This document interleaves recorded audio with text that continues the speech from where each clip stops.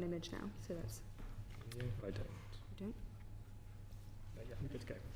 Good afternoon. Welcome to the Communications and Digital Select Committee. We're very pleased to have the BBC with us this afternoon, and I welcome Tim Davey, Director General, and Samir Shah, Chairman. That's your first time before us, and we're very pleased to have you. This is a session which is primarily a follow-up session to the inquiry that we did on BBC Future Funding, the report for which we published 2 years ago, and we are particularly interested in hearing from you about the progress that you're making on the strategic challenges that we identified in that report, and in the context of clearly changing economic contexts and evolving audience habits. And we had scheduled this session originally for July. We will come on to that very soon, but before we do, I wanted to ask some questions about the Huw Edwards case, because since we were originally scheduled to see you, there have been developments clearly in that case, and we have a responsibility to ask you some issues about that. Before I get on to the questions, because this is a live case, I should make clear that a statement just to cover the Parliament sub judice rules. And we are, of course, all aware that Huw Edwards has pleaded guilty but has not yet been sentenced. And as such, his case is still active in the courts. That requires me to remind all of us participating today that Parliament's sub judice rule means that the case should not therefore be referred to in discussion or questioning during this meeting. But in any case, this session will, and was always designed to, in terms of the questions that I ask, focus on the BBC's decisions, policies and governance structures. But with that on the record, could I come straight away, please, to you, Mr. Davey, and ask what is the current status of the BBC's attempt to recover the £200,000 of salary paid to Mr. Edwards for that period post his arrest until his resignation? Has that money been returned? No, we've made the formal request, and I can't go into too much detail, but discussions are underway. But I've got no further news apart from the BBC's position is clear. The money should be returned, and we've made the request. Okay. Did you set a deadline? I don't believe we set a deadline. But we do expect to make progress and get an answer. Okay, and if Mr. Edwards is not forthcoming in repaying that money, you have already resolved that you will endeavour to pursue recovery of that money through a sort of legal process? Well, we will explore that, but that is, as I've said on record, I think that is challenging. Sure. I think at the moment the position is very clear. We've made that request to Mr. Edwards, and that's where we sit. Our management position is, and supported by the board, is very clear. Okay. And another specific question, if I may. What is the status of the internal investigation that you launched into his conduct last summer?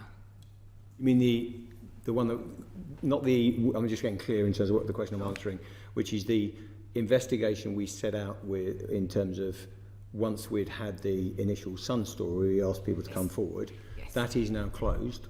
Right. Because it's a simple situation from a leadership point of view, which is once we'd got offered the resignation with no payoff, if you looked at any possible sanctions, you know, someone leaving the BBC without a payoff is where it sits.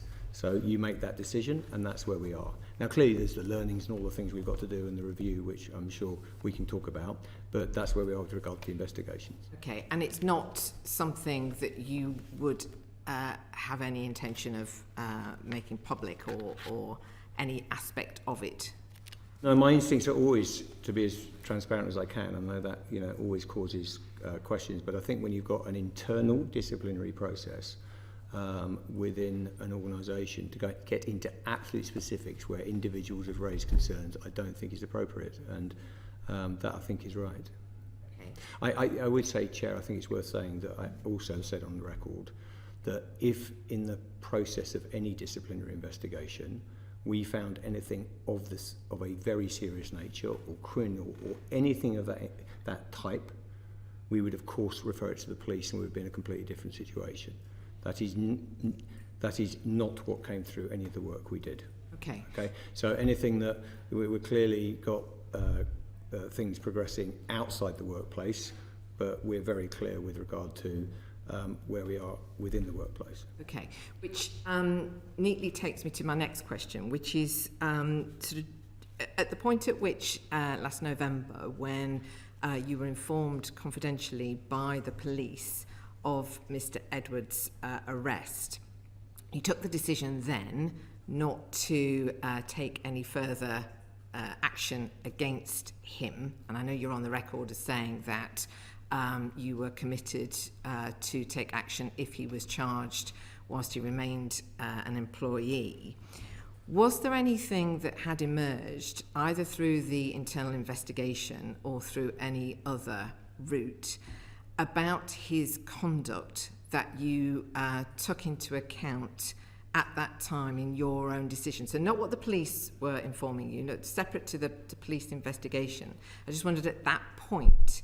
No, I don't think anything there was material in that decision. The decision was absolutely about the case that the police were, giving us very clear instruction to keep confidential, as is again well documented and well reported. We knew the category. We had no knowledge at all of the specifics, and the decision, which I stand by the way, was made in terms of to remain with the suspension. The guidelines are clear in terms of our policies, but also more generally that you pay someone under suspension. We could debate that, and that's the decision we made. And you also are aware that we made a limited number of people aware as per the police's instructions. So I think we behaved in good faith throughout and made the reasonable decisions. And I know that in the statement that the board issued on the 9th of August, having discussed in great detail, I assume, in board meetings, the decision that you made at that time, that the board is satisfied with the way in which you took account of all of these different matters. I guess the one question there's a specific question here, which is whether you had an option at that time, as in November last year, to sort of do anything in terms of the pay, his pay status, bearing in mind now the attempt to recover the pay that has been made in the period since. Could you, and did you want to do anything about his pay status, as in could you have kept him suspended without pay as opposed to at full pay? Because I noticed in the statement that the board has issued that one of the things they've asked you to look at is whether is the sort of BBC's pay policy when employees are suspended. Indeed. I mean, as I said, it wasn't an easy decision. It was really difficult getting the balance right, because you knew that the arrest had been made, you knew that there were no charges. In that, you take advice, and you can always take risk, by the way. You can take risk in these situations and go against your policies. Being blunt, you can take the risk. There might be legal risks in that. There also might be significant welfare risks, because you've also got vulnerable individuals, and obviously your primary thoughts are people who are impacted, but also you've got people who are accused at that point, and you don't know whether they're going to result in charges. So you have a lot of unknowns at that point. If you look at, I even looked at the gov.uk guidelines on employee rights during suspension, and the standard practice is to pay.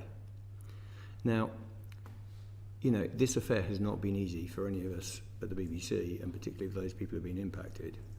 But I think it's absolutely right to look back and reflect and say, what are the learnings here?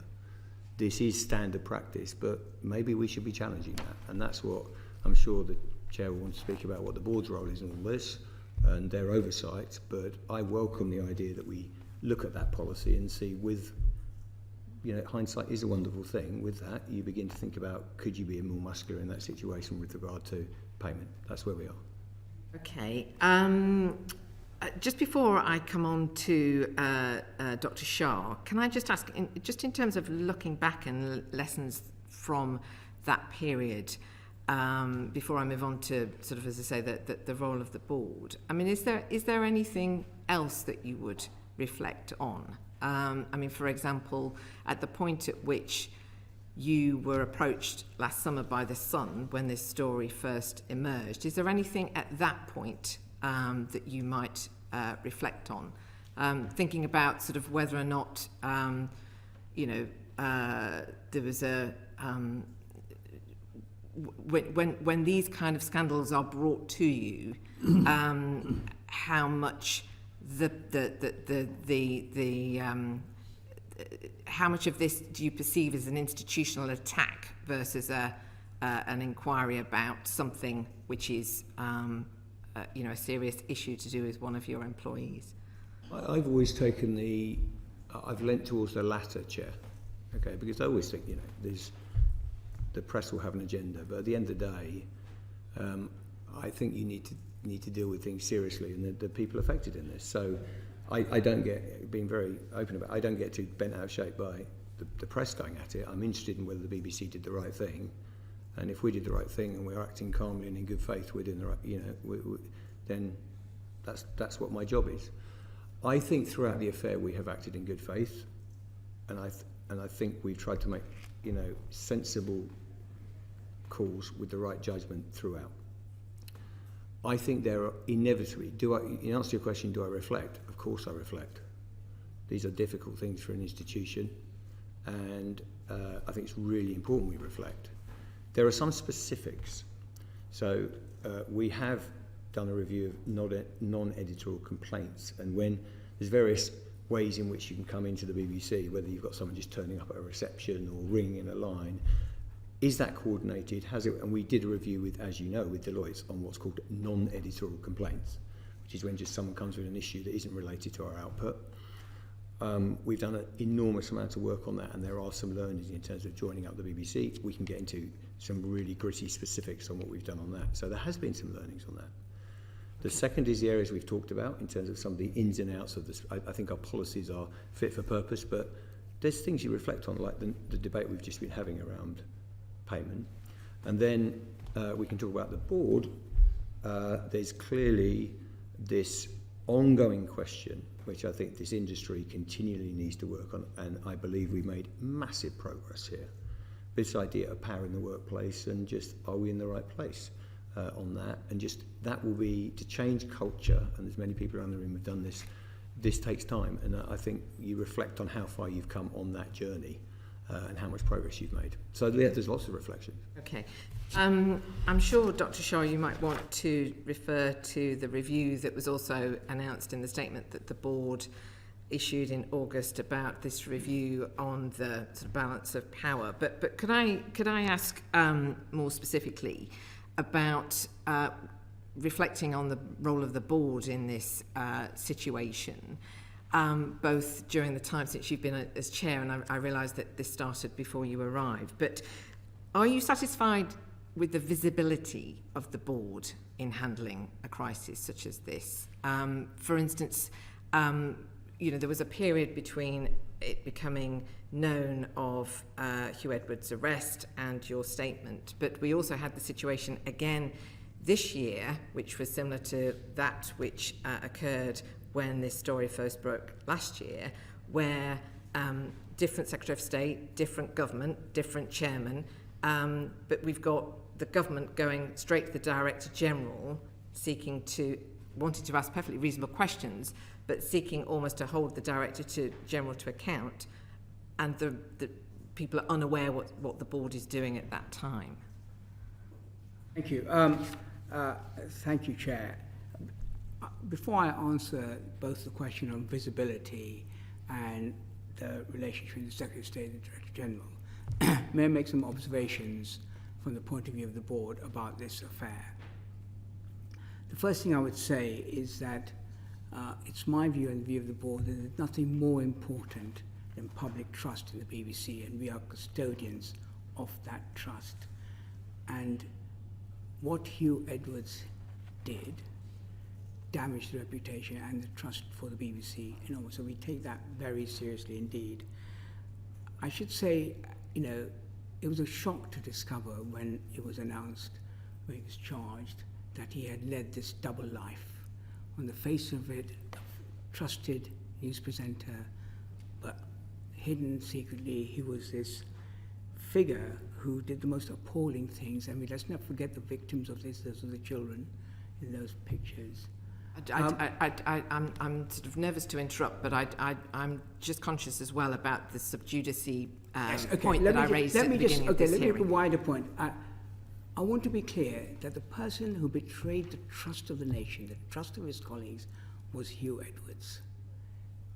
I knew him. I worked with him 30 years ago. Many producers, researchers, directors, editors worked with Huw Edwards, made him the figure he was, and they feel angry and betrayed by him. I think we need to say that. I also want to say from the board point of view, as you know, on the day he had pleaded guilty, I asked him and his team to give me an account of the decisions they took in the course of that year. We then reviewed those decisions, and we believe, as Tim has said, and we said in our statement, that the decisions Tim and his team took were made in good faith. These were very complicated decisions, and given the evidence available to them at the time, they made reasonable decisions based on the evidence. So we supported it, and we continue to support it. That's not to say, as Tim says, there aren't lessons to be learned, and Tim has already identified a few. Let me, I could take you through the timeline, but let me talk to you about the visibility. Yes, because I think, obviously in the interest of time, I mean, what the critical thing is, Yes, as you made clear in the statement, we know that my you're view is satisfied, but it's that everybody else was unaware. Let me just take you through the process, how long it took. It was on, I have a timeline here, on the 31st of July, a Wednesday, when Huw Edwards pleaded guilty. That afternoon, I invited the executive to write a note to the board. The board met, and we met a couple of times. We had a couple of notes we went through in great detail. We went through the board, and we decided that we supported the decisions taken by Tim and his team, but we also felt there was a genuine issue here about the abuse of power, and it was worth examining that. We've done it many times. We can talk about the many reviews we've had, but abuse of power is not limited to the BBC. It's not a thing that's ever done. It's constantly a problem, and we need to constantly be vigilant about it. I can talk more about the terms of reference and of the work. Now, from the moment of the pleading of guilty on the Wednesday to the board agreed statement, which was Thursday night, the following Thursday night, was produced on Friday morning. In my view, that's not a long time.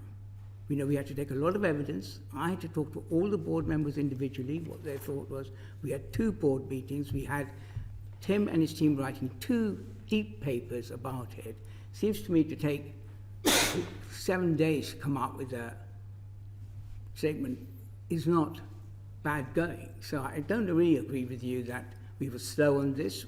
I could take you in detail every single step. I don't think it's so much that I'm questioning the length of time that the board took in order to discharge its responsibilities. The question I'm getting to is the visibility and the transparency of the role of the board in holding the Director General to account, and the Secretary of State stepping in the absence, it seems to the public, of anybody else holding the Director General to account.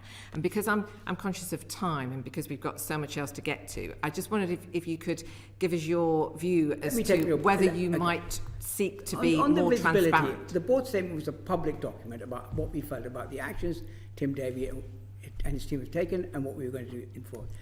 The Secretary of State conversation, I don't think it's right to present it as holding him to account.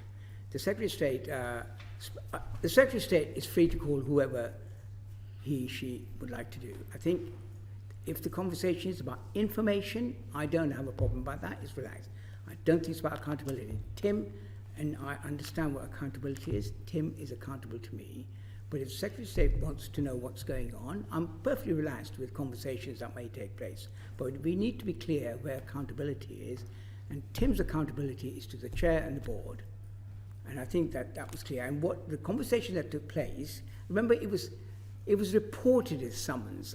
That was a press thing. It wasn't actually. Tim ended up having a phone call conversation about what's going on. As I said, you know, Tim often speaks to the Secretary of State, and that's fine, as long as we know what it's about. It's about information and about what's going, but not about holding somebody to account. It's my job to hold the Director General to account. I think that's clear. Okay, thank you. I guess what the point that I'm trying to sort of make here is that the role of the chair and the board is also to uphold, I think as is made clear in the statement that you issued, the public trust and confidence in the BBC, and the visibility of that being, you know, it's where accountability to the licence fee payers sits at a time like this, and that's the, you know, that's the critical sort of point really. But I mean, you've answered the question, and if there's anything more particularly that you wanted to say on accountability to licence fee payers and the role of the board in these sort of situations that we haven't had a chance to cover, and you want to come back to me or follow up in writing, I'm very happy to do that. I just want to ask one further question, which is around the BBC archive in relation to Huw Edwards. And what I understand from reports that there have been some steps taken already to deal with some footage. I just wonder if you could just give to Mr. Davey, if you could just give us a sense of how you are handling this. What is the approach going to be? Very, I think some of the reporting hasn't been quite on the money actually, because we don't remove or delete anything from the archive, what sits in our BBC archive, unless we have a legal order to do so. That's a technicality, and we haven't. I don't think we've got on at this point, so it sits in the archive. What is broadcast or appears on iPlayer is then a matter of editorial judgment in terms of what is appropriate. Yeah, and in the real world, you don't have 100 of these examples. We'll have, is that the appropriate documentary? Frankly, should this individual be seen presenting the Queen's death? All we do is, in these sensitive cases, make sure that that's got the right level of oversight and act in a common sense way. That is what we are. That is what we are doing. So there's no wholesale banning. We're not sitting in the archive deleting files of individuals. Those remain in the archive. But I think it's absolutely appropriate when someone's been involved in a case like this, which is active, so we should be careful. But we make decisions based on that. And of course, we've just got the, you know, we're not trying to. The BBC is about it stands for everything that isn't censorship. So I think my instinct is where there's editorial justification, even when that's uncomfortable, some of this footage may emerge, but it's got to be in the right situation. We've got good experience of that, Chair, in terms of various affairs through the past and also public events. So that's where we are. Okay, so any concerns that have been expressed by people that some of these very, very important historic events that have involved Huw Edwards are not going to be somehow digitally altered in a way that would be unacceptable? I haven't got around to a proposal for digital alteration, Chair. I've just simply... Whatever the case may be. Sitting it in the archive and making judgments, common sense judgment based on the editorial occasion that arises. Okay. All right. This is a subject which we could pursue at great length, which I'm sure the CMS Select Committee in the Commons will probably wish to do so once they are formed and able to take evidence. We will at this point move to the other areas of questioning that we want to pursue, which I said at the beginning relates very much to the inquiry report we published a couple of years ago and how things have developed. And you know, in that as well, I mean, we're asking a lot of our questions from the perspective as well of ensuring that the BBC is operating in a way which is to the satisfaction of all licence fee payers. So there may be things in response to some of the other questions that we put to you, Dr. Shaw, that you might want to come back on some of that theme in terms of, you know, actually addressing licence fee payer issues. But I will ask the Lord Bishop to get us going. Thank you. We're going to look at revenue and the impact of falling revenue. It's very clear from the stats around that BBC revenue faces long-term decline. Doesn't look like a blip as the number of licence fee payers continues to fall, for example. How are you responding to this in the short and medium and long term? And does this in any way affect the viability of the ambitions that you set out in the BBC for the Future strategy? Lord Bishop, thank you for that question. I will come back to Tim when we talk about the short-term response to the decline in licence fee. I think that issue speaks to a wider point about the future funding model of the BBC and what that should be. And if you allow me, Chair, just to make a couple of opening statements about that, and about this, because this is the first time I've spoken in public, I'd like to make the point that, in my view, the BBC has an enormously important role to play in the social and cultural life of this country. It does come in for a lot of flack, and sometimes that's well merited, but it is undeniably a force for good, and it faces formidable challenges in the changing media landscape. The BBC is worth fighting for, and what Tim said, laid out, seems to be one of its core points. What is its purpose? And I'm very clear that in this world of misinformation and fake information, the BBC's commitment to impartial journalism is incredibly important. In this world where global streamers are making programs for a global audience, the BBC's desire to make programs that reflect the lives of people of this country is also very important. And finally, in a fragmented society, the BBC's role as an instrument of social cohesion is also. Those three things are what make the BBC unique and special and worth fighting for. To be able to do that, to your point, Lord Bishop, we need a funding model that enables us to deliver that mission in the long term. Now, there are many, because many funding models, and there are many aspects to it. The way I perceive both in terms of strategic intent of the BBC is to see the extent to which we can strengthen the independence of the BBC. I look at the licence fee and its adaptation or its change through that lens as much as all the other ones about progression, as well as, and we may come to it later, about charter renewal. What matters most of all is the independence of the BBC. Now, any new funding model needs to ensure that we remain independent. And may I just say that the licence fee, which has many difficulties as we know, I know in my experience looking at it, that the licence fee has been vulnerable to actions by the government, particularly the Chancellor, to impose on the BBC duties that just basically take money away from making content. Most egregiously, the World Service, which in a stroke of a pen, with no democratic accountability, no reference to Parliament, no reference to people, we suddenly had to find 300 million, which came out of the licence fee.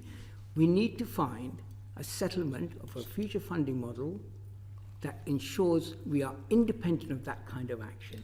Now, I think we do need to be accountable, and we can come to the kind of accountability we need, but I do believe independence, we should think about the funding model in terms of independence. And in terms of short term and the decline of the licence fee, Tim had some very good data on how to deal with it. We'll come to Tim in a moment, but I just want to press on. I think what you've given us is, if you like, a philosophical defence of the BBC, but the question is about how are you responding to the long-term decline. Now, saying we need new funding models, I think is pretty obvious. We all agree with that.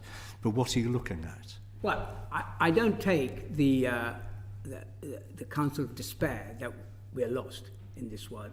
As I said, the articulation of what the BBC is for gives it a purpose. And we need a funding model that enables us to deliver that purpose. That, in turn, I think will have the impact of getting support from the licence fee payer and to be able to reverse that trend. I don't think we should sit here and think, oh, the game's over. We can actually find... I don't think anyone's suggesting that. What I'm asking is, if we're saying we need a long-term funding model, there's probably a finite range of options that can be looked at. So what are they? And then we can come to Tim on what are the short, medium-term mitigations for the decline that we're seeing. Well, I know you've heard this before because I've looked at previous minutes, but the BBC has spent a lot of time discussing what alternative funding models are. There's some that we have, as it were, ruled out, and indeed the Enders report said a subscription model doesn't work in terms of public service. I'm talking about public service funding. I don't think the advertising model works either. So we are looking at different versions of a universal fee. Now, there are lots of different iterations of that. I know there's been some discussion here about a two-tier one where you have for public service. The board has not discussed this or made a decision. My personal view about it is I'm skeptical of a core and a service and then an additional, because that feels to me a bit like a subscription service, and it'll have all the difficulties, and there's his report about subscription service. But I think we do need a fee. I mean, there are many options, and we're still discussing it, whether it's a household tax or it's any other form of universal things, but the principles are clear, and I think which is its universality. And I know I don't want to get into a great discussion about universality, but I'm clear what I mean by it, which is that it should be paid for by the British public at large. We belong to the British public, and we should have content that provides value to every single license fee payer there is. Okay, can we come to Tim? Does that help you? Should I? Yeah. I very much welcome the question, because I think the risks are very high across the industry. And the amount of change we're going through means that every traditional revenue model is, some are borderline crisis, some are crisis. The BBC will be flat in revenue terms, licence fee income this year. So we're not in free fall, but we've got some erosion. You're going to get that with this level of competition. And to say that is, you know, the wry smile I often have is, does the BBC and the top BBC team understand this? We're spending all our time thinking about how we give value to audiences on that money. What are the long-term revenue models? Now, it's not quite true to say the overall BBC revenue hasn't moved, by the way, because the commercial arm, we've moved through a number of years from £1 billion turnover to £2 billion turnover with a decent margin, which helps, but it doesn't get you there. And your question is very well put, because you can push the commercial arm further. It is extremely helpful, but we're facing trillion-dollar companies. So what is the answer? The first is to know what you stand for and not try and do all things. Now, that doesn't mean you're not operating in all genres, but what I was trying to do in the speech earlier this year, so we are really focusing on these points of difference. Home to 99% of what the BBC makes is in the UK. That's different. You know, for all our battles, impartial news, which we believe we deliver. We're not perfect, but we delivered it, and the teams are doing a sensational job on that through the election. You know, we absolutely need to fight for that. How are we coping in the short term was your question. And by the way, it's worth saying, the BBC has had £1 billion taken out of it over the last decade plus. We haven't kept flat. We haven't kept flat funding. We've taken out £1 billion, and we still remain at about 3.7 billion. So we've really disinvested in our public service broadcaster. Now, I happen to think the ways you address the issue you're talking about, and being provocative, it's not rocket science. We just had a fantastic July, by the way, in broadcasting terms. I know you may not feel the BBC is having the easiest of weeks at times, but actually when you take the Olympics, you take some of the dramas, Blue Light, Sherwood, all these things coming along, our numbers are very good. In the election, and I'm sure we'll talk about it because I know the chair's passionate about underserved audiences, we have really, really pushed hard. So the answer to your question is, one is we've taken as much cost as we can out that isn't delivering for audiences. And that's been brutal. The BBC Public Service, 2,000 people smaller than when I started, but it's still delivering 80% plus a week and nearly universal reach in a month. So we're defying gravity on that. The second strategy is to hire the best people, which is sensitive. But I know that sounds soft, but it's not. Because if you've got the best drama picker in the business and you're able to hire them from Netflix because the BBC is special, then you deliver performance. Yeah. The third thing is we use commercial income, and we use what you might call not a two-tier model, but a hybrid model with UK TV growing, all those things to try and do all we can to keep the scale of public service broadcasting. The next thing we've done is partner, so things like Freely, FreeSat, Freeview, to make sure the UK ecosystem, for want of a better word, is fighting and has strength. Going forward, we will need reform, as per the chair. We'll need reform of a public funding mechanism, and I will say publicly, whether that be scope, what it covers, what's it called. We need to do that work, and we're in the middle of it now, as opposed to just talking about it. We're in the middle of that work. The second thing is, I just want to emphasise, because I think this committee is incredibly important in this area, is the media bill said that public service broadcasters get appropriate prominence on digital platforms. If we don't know what that is and get that secured fast, we are going to not just put the BBC in jeopardy, but others as well. And remember, we've had the benefit, and we've chosen it as a society to put, the 101 programme, 102, 103, those channel guides. At the moment, we are doing extremely well in digital and keeping relevant. We've had a fantastic summer for iPlayer, but there's a lot of risk. There's a lot of risk. I think colleagues Yeah, okay. Thank you. We've got quite a lot of colleagues who want to come in on this area. Can I start with Lord Hall? Yeah, I should declare an interest. I've worked with both the Chair and the Director General and worked very well with both as well. You've got form. Might I say I've got form, yes, or we've got form. It's a question which may therefore sound a bit arcane, but I don't think it is. Samir started off by talking about the importance of independence of the BBC, spot on. One thing which happens in the case of this charter, 11 years, but it could be 4 years or 3 years or 5 years or whatever, is this charter renewal comes up, which is a time when the BBC, bluntly, is vulnerable. Would you be better off in taking the next 2.5 years up to 27 in, rather than saying we want a charter, we want to be established, say, like Channel 4?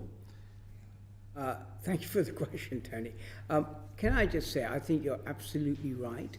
The charter review, its time period, means that we are almost in constant review of the charter. There's a midterm review. We're constantly in this, I think, not very comfortable relationship with the government over charter, and it undermines and threatens our independence. I would absolutely welcome an exploration, or how can I put it, constitutional innovation when it comes to the relationship between the BBC and the government. That innovation could take the form of a new act. It has its pros and cons. There are other ways. I was told, that we are unique in having a royal charter. There are thousands of organisations. The Institute directors called it strange that we have a time period. Most have perpetual charter. Because we have a time period, we're forever in this dance with the government. So I think we should think about whether we should change the charter and remove the time period.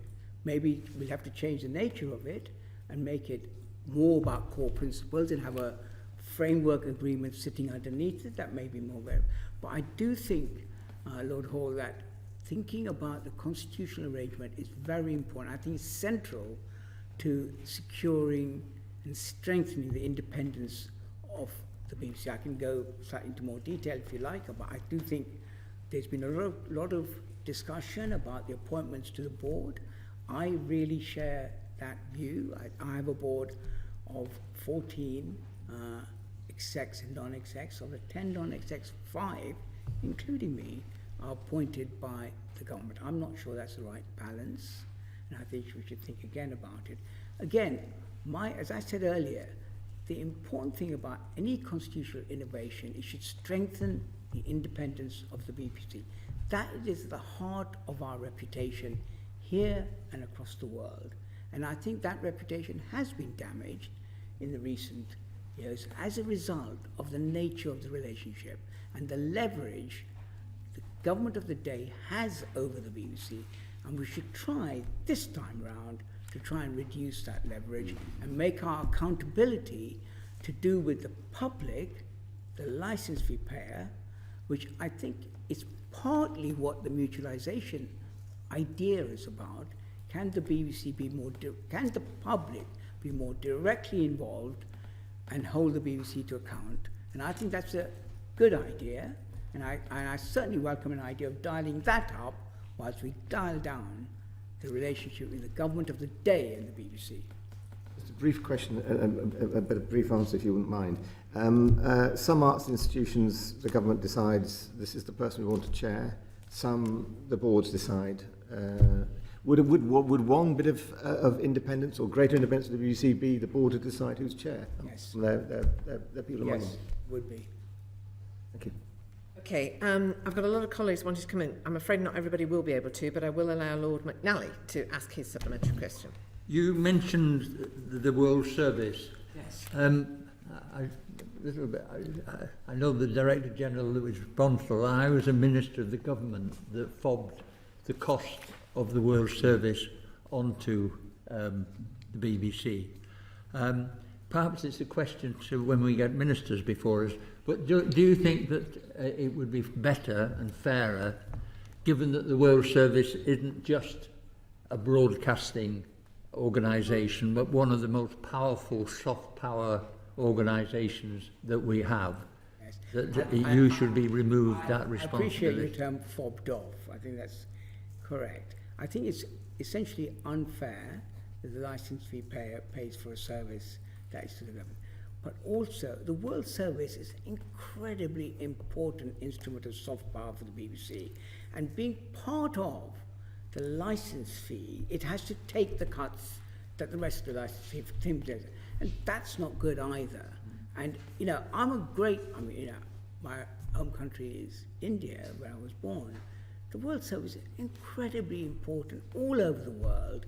It's very important for the BBC, and it should be properly funded, and it shouldn't be dependent on the actions that we correctly take over the public service.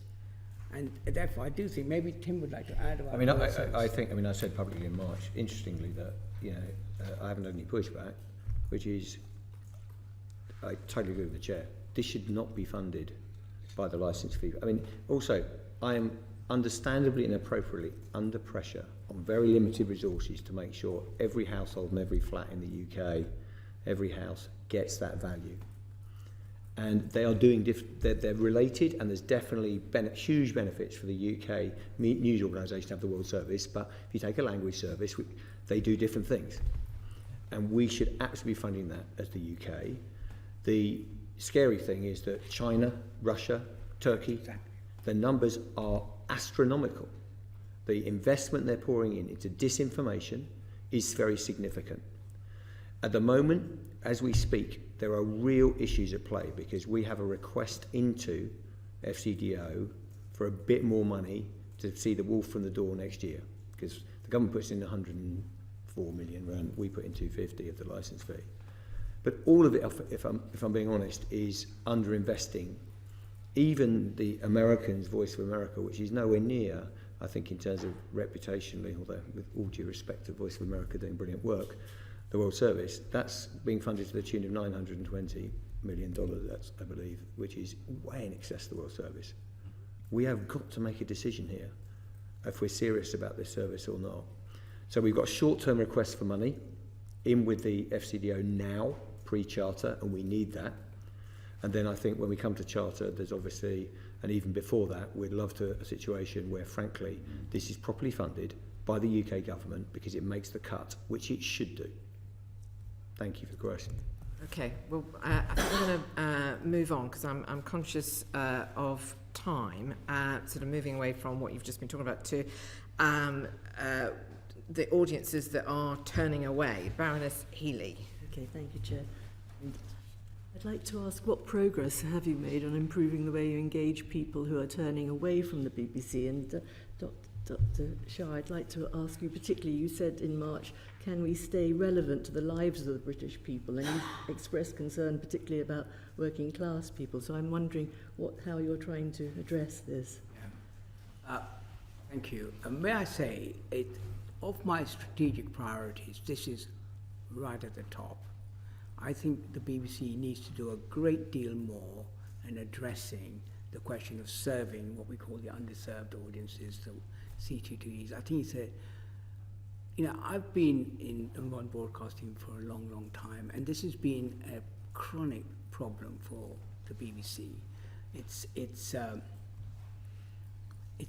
metropolitan bias and its programming and its power structures continue, in my view, to be focused in London.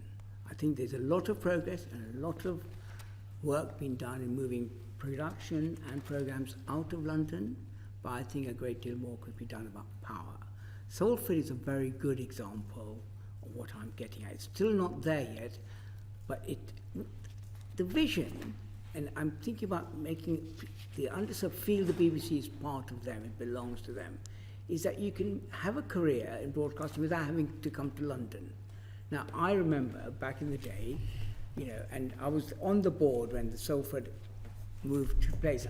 We all had a vision that it would become Granada. Now, those of you who are older, but most of you will remember Granada. And Granada was an incredibly, and people thought it belonged to them. All classes, all culture, all community in that area. Similarly for Yorkshire, similarly for Tyne-Tees, we all know that. I think the BBC continues to feel like an organisation that's where the power base is in London and people outside feel, oh, it's over there. And we need to break that. We have a policy across the country. I think it's a great policy. We need to do more. There are lots of really good people committed to that. But these are hard things to achieve, but I want to put a lot of my energy in making that happen because it's enough. You know, we can't keep saying we don't serve the CTDs. And it's not just, may I say, just about a definition like CTDs working. It's all about values, attitudes, you know, the whole cultural thing. How far is that expressed? Now, apart from immediately, you're probably aware that the BBC does thematic reviews. I was involved in one. I was doing the migration one before I had to step down from it. The next one, which is currently underway, is about portrayal. And that is about how well does the BBC represent and reflect the lives of people across the country. It's going to be a very systematic, well-analysed, evidential-based work, and that will help us start building some policies and practices that will help begin to change that. But I do think the bottom line is to move the power out of London and to try and create these hubs where people living wherever, whether you're born in Truro or you're born in Middlesbrough, you can achieve in broadcasting without having to come to London to do it. That's a big, big task, but I would like to make real progress in that over the next few years. If I may, I mean, we're really pushing on this, and as you can hear, I'm being pushed harder, and I think it's absolutely right. We've now, 63 of 92 network TV commissioners are now working outside London. Big change. Yeah, so this is what we've got to do. We've got to change. And I think the Chair's challenge is absolutely spot on, but if you look at the drama we deliver, you can see a real push. Yeah. In the elections, having things like local correspondence on the main news bulletins, all this is helping. And by the way, 84% on an average week across 23-24, 84% of C2DEs came to the BBC. So look, we've got, and I absolutely am not in auto-defence here, I think we've got real challenges with some groups. What I would say is, I think there's something deeper in the industry itself. If you saw James Graham talking about the fact that 8% of people working in television come from a working class background. So there's been a lot of work done on diversity and a lot of metrics, but actually, you know, I've always said that diversity of thought, different backgrounds, social mobility, you know, now interestingly, I've really pushed on apprentices, but being open with you on what's not always working is we've moved the number up in terms of those coming, but it's still more convenient for people who have some kind of family income to support them through that process. So I think we've got to intervene on the people coming into the industry. Currently, the BBC, by the way, is at 20.8% of people coming from what you might, you can use a load of metrics, but basically it's what parental employment at 14. We're at 20.8. We've moved that number up. I want to get to at least 25 because part of this is also how people think, what their experiences are. And I think that, as well as the geographic point, is important for us as the BBC. I'm a bit more worried about the latter in some ways because I can move people out, but actually you don't want to just arrive in an area and get the same, if I dare say, I'm in dangerous territory, but same type of people in terms of social demographics arriving in an office in Cardiff. Yeah. And I think that's one thing I think we really have to motor on. Can I ask you, Mr. Davey, I mean, how are you prioritising spending to meet the diverging demands of the different audience groups, especially the young, as they're moving away we're watching this like a hawk in terms of what groups and what programmes deliver to what audiences. And I think, interesting, when it comes back to the budget question, is I think absolutely you have some services like Radio 1 that are more youth-focused. But I have to say, what's really working is the sweet spot of taking your core activity, whether that be an entertainment program like Race Across the World, or you take the election and you say, I'm doing simple explainers 47% of 18 to 24s claim to have consumed coverage of the general election results on social media. It's reshaping, so not diminishing standards, so you're into that whole dumbing down discussion. I'm not talking about that. But I'm talking about, we've got massive uptake among young audiences of simple explanations of manifestos. People are desperate for this. So I think it's reshaping our output at the core rather than just saying, oh, we're going to do something cool on the side, which I think actually is not the essence of this. It's making sure the news of itself, the 6:30 news has always been brilliant at this regionally, where you've got a different tone of voice. And I think that's what we've got to do more of. And that is a big challenge in terms of how we take things forward. It's also very sensitive because some people want to stick with what's there in tone and content. And I think it is getting more challenging. We find if you take an issue, a political issue, the level of understanding can be wildly varying between those people who have no idea of something and those people who are pretty well versed on it, and making sure we can, and we're really monitoring how we feed all the audience across that. Thank you. I know Baroness Whitcroft had a supplementary, but I would just say that I think some of what you're raising also connects to the questions that are going to be coming up about local news in terms of how that relates to hubs and what have you. But can I just check whether Baroness Whitcroft is happy to take it then, or whether you want to ask it now? Very quick one. I would like to ask it now, if I may, Chair. Given the resources that you have to work out how to spend them. Some of us are concerned that news, and particularly news investigations, are going to be the victim. And I just wonder whether you could say how important do you think national news and investigative news are, and I suppose Newsnight is something. Well, they're the very centre of the BBC, and we've put more investigative capability into the local regions, for instance, now, and doing more work there.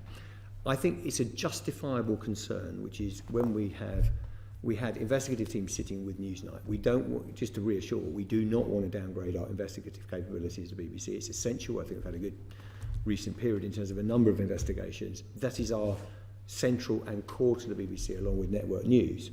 I think there's just an organisational question about how much is attached to Newsnight, and there are pros and cons with that. You're attached to a linear slot to a degree. Newsnight has done some fabulous stuff. I mean, Birmingham Health Trust, I could go on, but that it's been slightly different to some of the other investigative journalism. We're very sensitive to that and we want to protect it. But the short answer to your question is, under my tenure, we absolutely want to be leading the market in terms of investigative journalism. That does not necessarily mean that it's simply about the number of hours of programming you do. It's the quality of the journalism and making sure we've got the resources.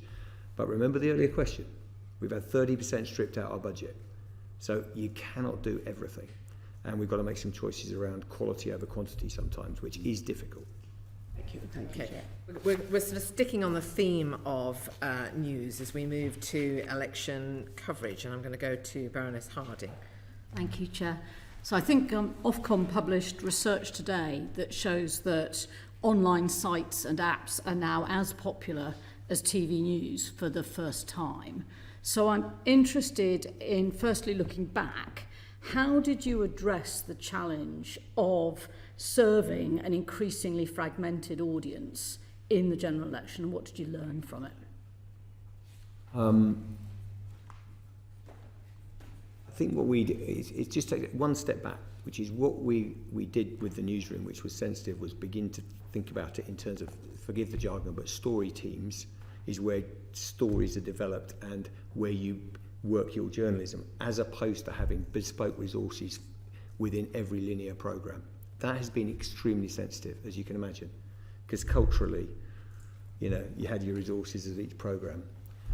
The reason I'm answering it that way is because I think that allows you to say, okay, we've got a good story. So if you go to local now, and I'm very aware that we had these debates in terms of local resources, but I'm actually seeing stories flowing across onto my main app. The local news is on the main page of the news app. So we've moved our newsroom so that it is far less agnostic in terms of where it appears and how the story is formed. In the election, we also tested a number of formats on iPlayer. Some worked, some didn't, by the way, interestingly. So you can now see on iPlayer the newsreel. iPlayer's had a fantastic. And we're beginning to learn what works on iPlayer, because not everyone, and I say it with some more heavy heart, is going to get at 10 o'clock and sit for half an hour and watch the news. So the good news is we've seen very good numbers for the election. We have seen some decline in linear, to be very open. You can't avoid that. But actually, in terms of the online usage, that's really, really developing fast for us. The encouraging thing as well is, and it's difficult in measurement terms this, because there's obviously the attribution question, which you're well aware of, which is once we're on TikTok and we're on Instagram, we want to bring people into the BBC as well. But we are definitely going out there. And we were, in online, we were the biggest news source in the election by some distance across all providers, everything in online. So we've just been reshaping the output without affecting the quality. In fact, trying to take it up with things like Verify. Verify is a fantastic lead through to my next question.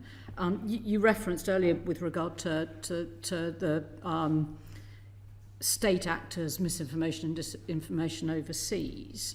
How much was the concerns, many of which we expressed here in this committee, about the potential risk of misinformation and disinformation in the election? How much was that an overplayed, overblown concern, and how much was it real? I don't know. Sorry, I haven't seen any data that really breaks down how far that went.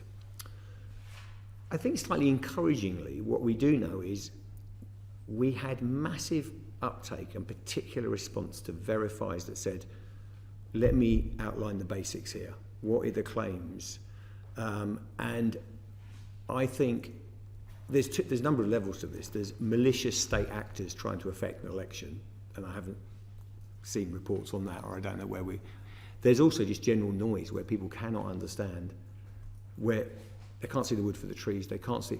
We had incredible numbers, particularly of 16 to 34s and younger, coming to basic explainers. And I think we're going to double down in that area, and we're learning how Verify works. We put, by the way, heavier, serious reporters, 1X Newsnight, into Verify, and it made a difference. In the election, I thought we were really robust. The other thing critically, I think, that is important is we give voice to every legitimate party, and absolutely make sure everyone who should have a voice has a voice. And finally, relating to earlier questions, we had an initiative called Your Voice, Your Vote, which really was very popular in terms of putting people's concerns. I think we took it beyond that, general vox pop, if you know what I mean, to concerns on the ground, what was happening, and that really responded, really delivered. I'm not sure I'm answering your question directly, because I think we need to see a bit more data, and I think we need to come up for air on that question and say just how influenced the election was by these things. One of the things I would say more generally, by the way, is the value of an institution like the BBC, the Ofcom code, all the things we do with public service broadcasting. I think that leads to an election which was properly conducted, politicians coming to debates, being proper interrogation. It's a very, very rigorous and proper democratic process, and I think it was well delivered. Is there anything that you'll be doing differently in the run-up to the US election? There's probably numerous things that the news team are going, okay, if we do this is a random example, not true, by the way, sorry, it's a weird thing to say, but I just don't, I was listening to them the other day and they said, look, on iPlayer, if you put it at this time length, it just doesn't work, people aren't getting to it. So it's, this podcast format works particularly, it's all in that, it's how you get it right for an on-demand world. Detailed product design. It's detailed product design, which, in terms of time length, clip length, all those things.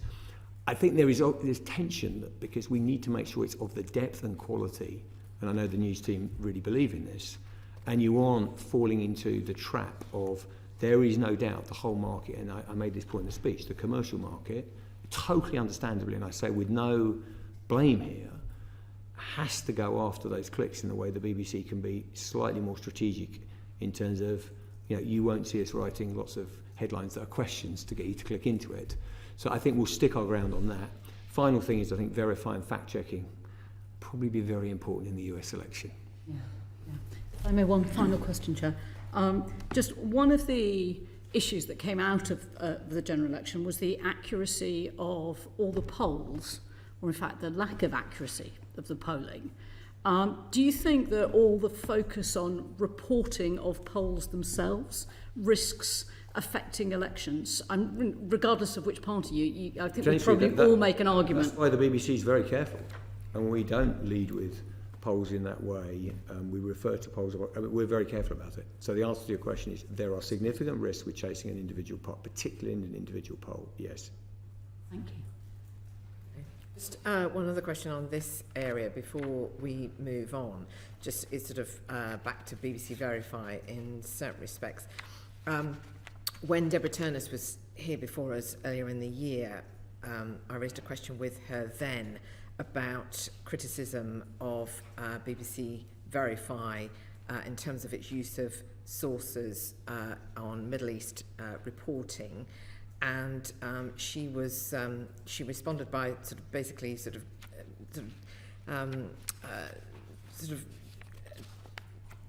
of rather dismissing it in a way that it was from a typical type of critique, and we've had the reporting at the weekend about coverage of the Middle East.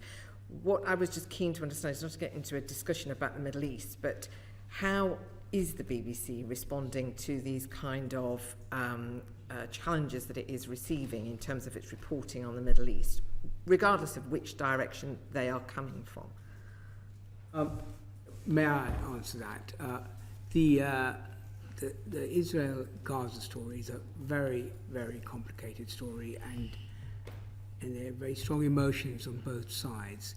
The first thing I'd say is our journalists out there are doing a really fine job. I should say that they work in very difficult circumstances in Gaza, and particularly because we don't have access to it. I chair the Editorial Guidelines and Standards Committee, and that is part of the process where complaints are discussed and talked about and addressed. We have, over the last, in my time, just in 6 months, we have discussed the Israel-Gaza situation in various different ways many times to look at what the complaints are and the nature of the complaints and the balance of complaints. It's my view, I referred earlier to the thematic reviews. We're doing one this time on portrayal. We're now in the business, that will take its time to work its way through next year, what the next thematic review issue should be. And I definitely think that Middle East conflict is one area we should consider very seriously to be subject to a deep, systematic analysis of how we cover it. It's a very difficult story, and we get it. I mean, I received the letter with a substantive piece of work. It's going through the normal process, through the complaints, it'll be treated properly. But in my time, and I've been in it for 40 years, this is one thing that has really resulted in lots and lots of concern on all sides. And I think it's the duty of the board and the BBC, because we play such a big role in reporting the Middle East conflict to the rest of the world, that we do take time out and approach and do an analysis, a review of that coverage.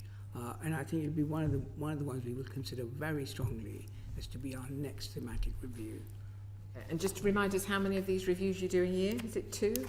Oh, no. The thematic reviews take almost the best part of a year to do. Right. One or two. Yeah. Okay. All right, thank you. Baroness Wheat. Great, Chair.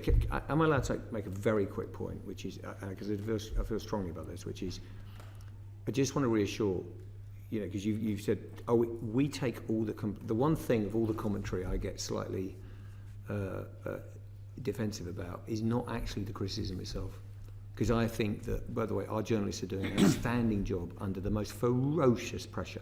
The personal pressure, the lobbying, the reports from both sides. Now the trouble there is you go, well, it's all so much noise, we're not listening, and it's all equal, and we've got, by the way, we've got more complaints true that we're pro-Israeli on the pro-Israeli side than we have on the other side. There's a whole load of contextual factors around that. But what I would say is every complaint that comes in, and this is where I do dispute what's written, is taken seriously. I come from the view, and as leader of the BBC, I'm absolutely clear on this, that you kind of assume your critic's right until you've done the work. And We will look at that piece of research, take it seriously, in good faith. Every accusation we've had on the Arabic service, we've looked at. Now, the issue is not everyone agrees with the outcome. We've taken disciplinary action. We have people leave the BBC. But broadly, we are doing, I think, a very good job, and the research that we have into the overall public response is good, but that does not mean we're perfect. But I really would both stick up for our journalism, but also say we will treat these complaints seriously, we'll go through them, and we won't just be frankly in auto-defence, but also we will stand up for our journalists, and we'll stand up for people doing a good job. So that's the journey we're trying to walk. It's as fraught for institutions as there's a few of us around the table who have been through a few of these. This one's as difficult as they get, in my view. Thank you. Baroness Whitcroft, we're going to move on to local news now, local media. I want to take you away from international wars, but to local ones perhaps, because you've made clear your intention to move things across the country. That's great, but you can't please all the local publishers. And can you say something about where your relationships with local publishers are now? Some accuse you of trying to crowd them out. Is that fair? You're also working with them on the trainee scheme. So could you also say a bit about how that's working? I think it's a relationship that is difficult at times because the first point I'd say is we've kept our investment in local. We've moved money around and that was very difficult, but I still believe that we needed to have an effective online presence, and the BBC and public service broadcasting shouldn't be trapped in one media. It should be able to do its business, and we provide a unique and valuable service locally that is utterly precious. And we are committed to that, by the way. We're committed to local radio. We're committed. I'd say we have a constructive, is probably the word I'd use, dialogue with the NMA. They do have concerns, and I think it's absolutely appropriate. I mean, on my watch, I've always tried to say that we want to see markets grow. We do have a strong opinion, which the NMA know, and we talk to them, and is that the structural declines in local press are present globally, and the BBC is not the key factor here. We're in the market, we're doing our business, but the truth is that if you look at advertising money, it's shifted away from print, and I understand that, and online is a much more competitive environment, etc., etc. So these things are very difficult. I do think it's a good topic of conversation to think where we can get further partnership. Obviously, we've got the local democracy reporting service. I think that's worked better than some of us thought it would, actually. I mean, I think it's really worked well. It's doing its business. I think actually a good topic as we look to the future is how we can further that partnership and how we can help each other bluntly, because no one wants to see the BBC's vision of success is definitely not that we're the only one in town. That is absolutely not how we want to work. We like a competitive, vibrant market, commercial, public. That's how it should work. What is the role of the BBC and indeed any local news media now? Because it's often said that local politics gets no coverage at all, anywhere.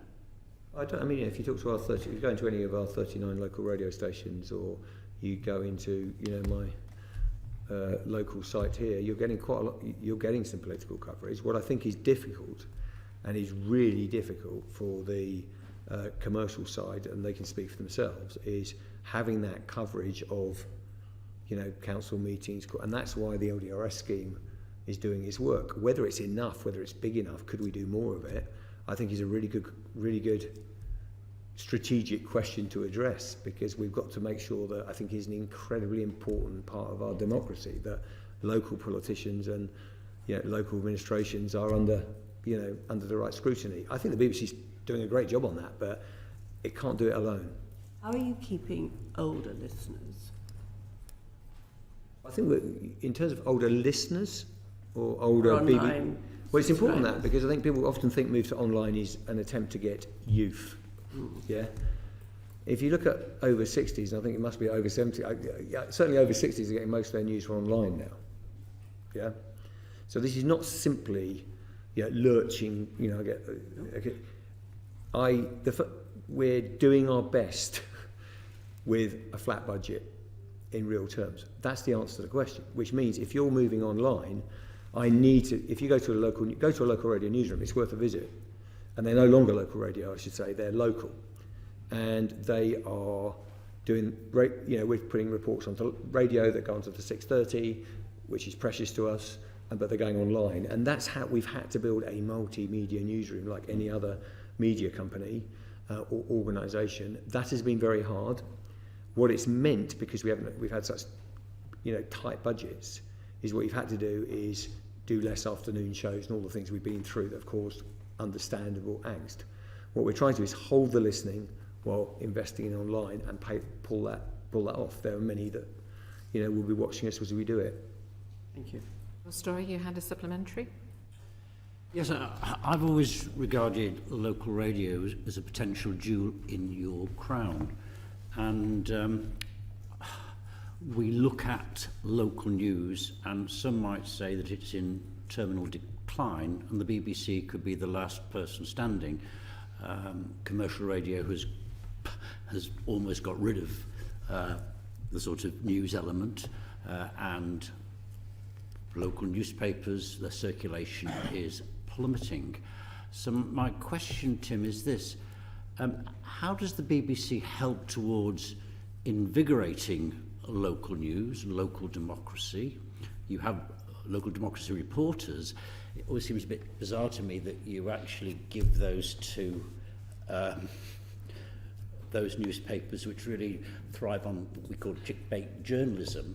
But actually there are other players in the market, like, these small internet-based newspapers. I've got one here, Yes. The Post. Yeah.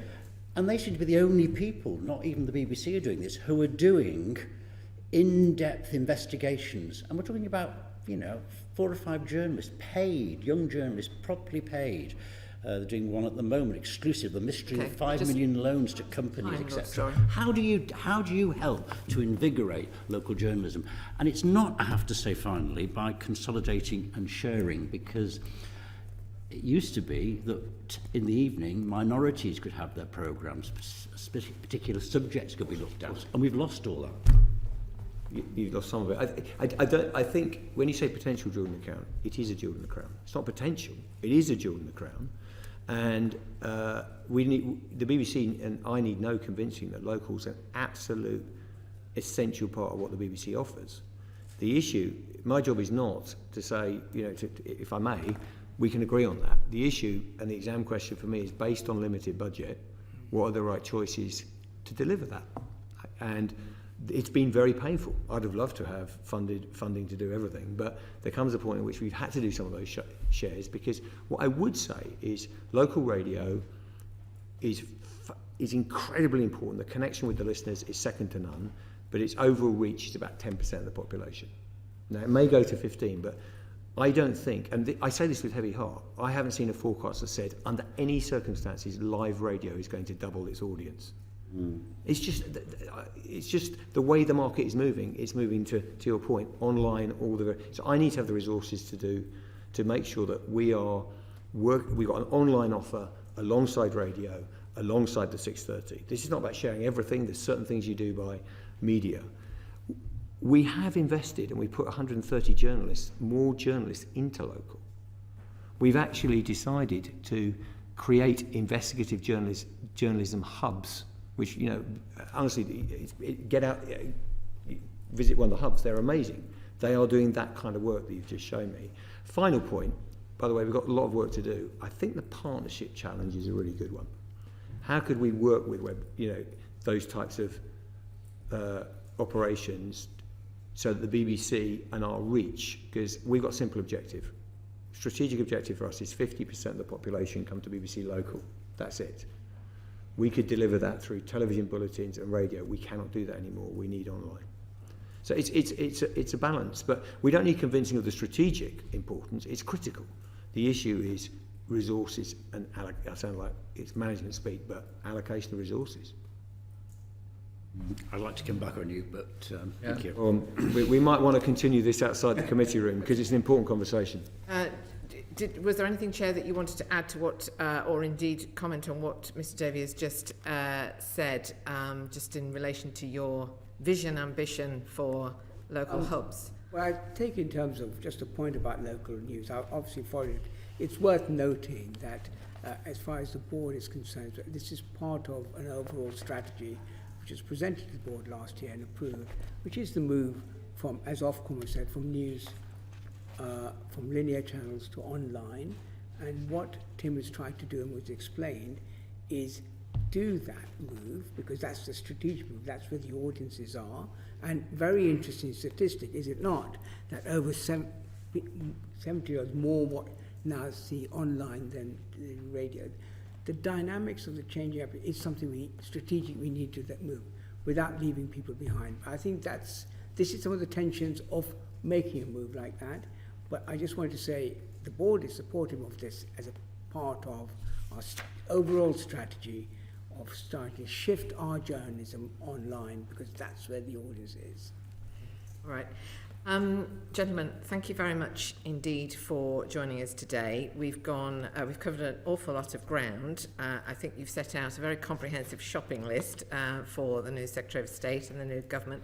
And if any journalists have been watching us who have, instead of following the vote in the Commons on the winter fuel payments, I think you've given them quite a lot of news lines today as well. And I'm grateful to you for engaging with us. And I suppose I would just say in return, I would urge you please, Dr. Shah, to consider again about the transparency and the visibility of the board, particularly bearing in mind what you have put out on your shopping list today in terms of how you would like to see the development of the BBC, that critical need for the board to be visible in a way that it is seen to be representing all of the licence fee payers that are funding the BBC. But I'm hugely grateful to you all and to you both, and thank you very much for being here today. I'm going to bring this to a close. Order, order.